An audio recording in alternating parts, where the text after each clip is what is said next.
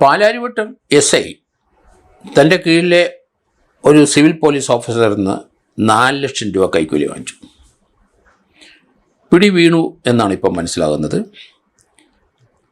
November 8-ാം തീയതി ഈ മാസം അവിടെ പാലാരിവട്ടത്തുള്ള ഒരു സ്പായിൽ ഈ സിവിൽ പോലീസ് ഓഫീസർ പോയി.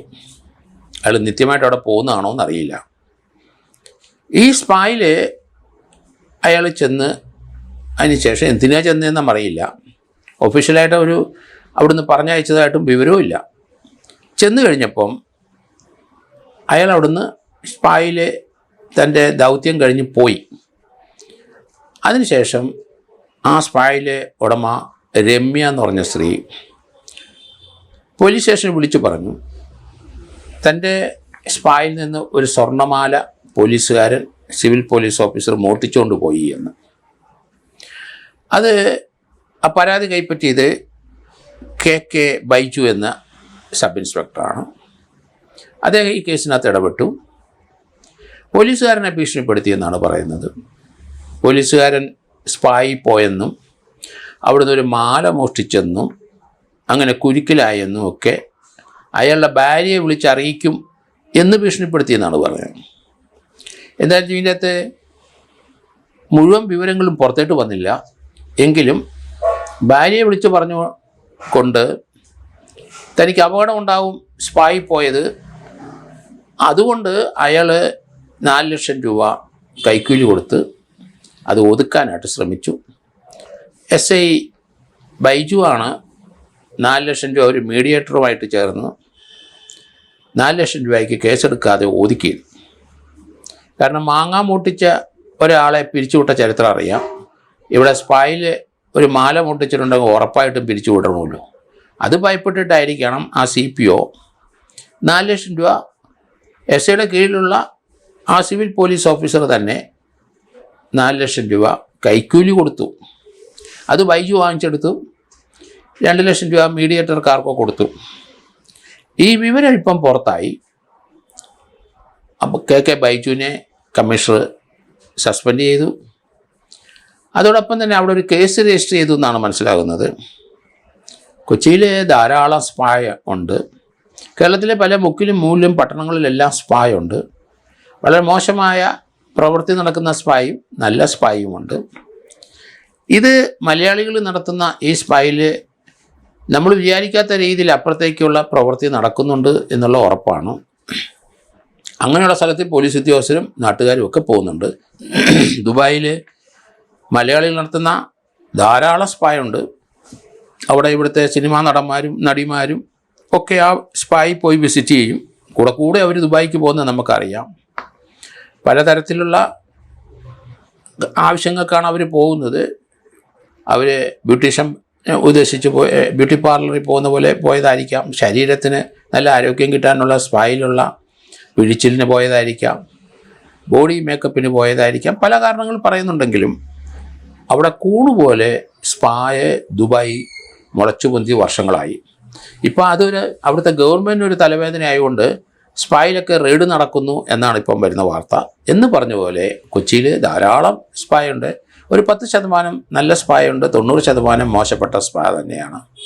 അവിടെയും തിരുവനന്തപുരത്തും കോഴിക്കോടും തൃശ്ശൂരും കേരളത്തിലെ മെയിൻ പട്ടണങ്ങളിലെല്ലാം സ്പായ് ഉറന്നു കഴിഞ്ഞു. യൂറോപ്യൻ സംസ്കാരം അല്ല അമേരിക്കൻ സംസ്കാരം പോലെ തന്നെ, അല്ലെങ്കിൽ ലാറ്റിൻ അമേരിക്കൻ സംസ്കാരം പോലെ തന്നെ എല്ലായിടത്തും സ്പാ മുളച്ചു പൊന്തിക്കഴിഞ്ഞു. അവിടെ 90% സ്പായുടെ ഉദ്ദേശത്തോടു കൂടിയല്ല ഉള്ള പ്രവൃത്തി നടക്കുന്നത്. പണ ഇടപാടും ഷെയ്ഡി ഇടപാടുകളും മോഷണങ്ങളും മറ്റ് ചില ശാരീരിക ബന്ധങ്ങളും ഒക്കെ നടക്കുന്നതായിട്ടാണ് വാർത്ത വരുന്നത്. എന്തായാലും പാലാരിവട്ടത്ത് പോയ സ്പായിൽ പോയ ആ സിവിൽ പോലീസ് ഓഫീസർ വെട്ടിലായി. ആ സ്പായിലെ ഉടമ രമ്യ എന്തുകൊണ്ടാണ് തൻ്റെ അവിടുന്ന് ഒരു മാല മോഷണം പോയെന്ന് കംപ്ലയിൻറ്റ് ചെയ്യാൻ കാരണം? അവിടുത്തെ നിത്യസന്ദർശകനാണ് സിവിൽ പോലീസ് ഓഫീസറെങ്കിൽ സാധാരണഗതിയിൽ അങ്ങനെ പറയാനുള്ള സാധ്യത കുറവാണ്. അത് കളവാണോ സത്യമാണോ എന്താണെന്നറിയില്ല.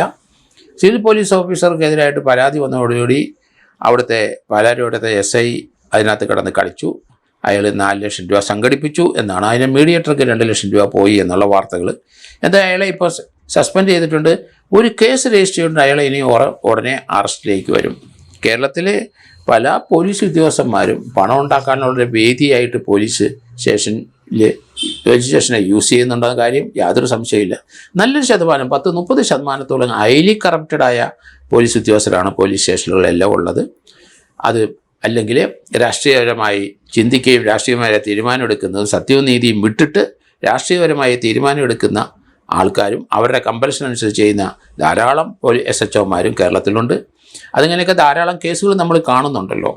അത് തന്നെയല്ലേ നമുക്കറിയാമല്ലോ, പോലീസിൻ്റെ നല്ല പോലീസ് ഉദ്യോഗസ്ഥന്മാരും നല്ല കേസുകളൊക്കെ പിടിക്കുന്നുണ്ടെങ്കിലും കറപ്ഷൻ വ്യാപകമായി അതിനെതിരായിട്ട് DGP ആഭ്യന്തര വകുപ്പ് ഒന്നും നടത്തുന്നില്ല.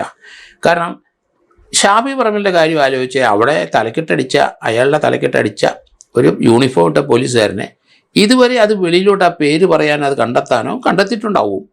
അതിലോട്ടൊന്നും അവർ തയ്യാറല്ല, നടപടിയെടുക്കാനും തയ്യാറല്ല അവിടുത്തെ പോലീസ് ഉദ്യോഗസ്ഥന്മാർ. അത് സപ്രസ് ചെയ്തു എന്നുള്ളതാണ്. രാഷ്ട്രീയപരമായിട്ട് ചിന്തിക്കുന്നതുകൊണ്ടാണ് അങ്ങനെയുള്ള കാര്യങ്ങൾ വരുന്നത്. അതുകൊണ്ട് നമുക്കറിയാം BP ദിവ്യയുടെ കാര്യവും നമുക്കറിയാം.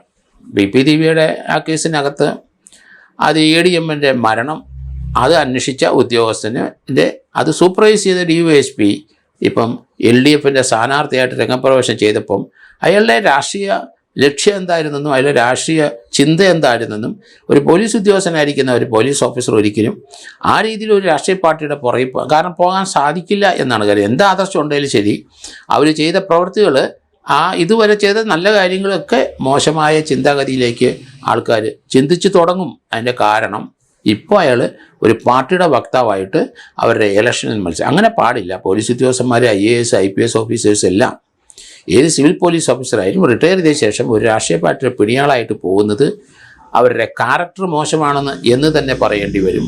അതുകൊണ്ട് ഇതുപോലെയുള്ള ഒരു പോലീസ് ഉദ്യോഗസ്ഥന്മാർക്ക് ഇതൊരു വാണിംഗ് ആകട്ടെ. ഇവരെ രണ്ടുപേരെയും ആ CPയെയും ആ SIയെയും സർവീസിൽ നിന്ന് റിമൂവ് ചെയ്യാനുള്ള നടപടി ഗവൺമെൻറ് എടുക്കട്ടെ എന്നാണ് എൻ്റെ അപേക്ഷ.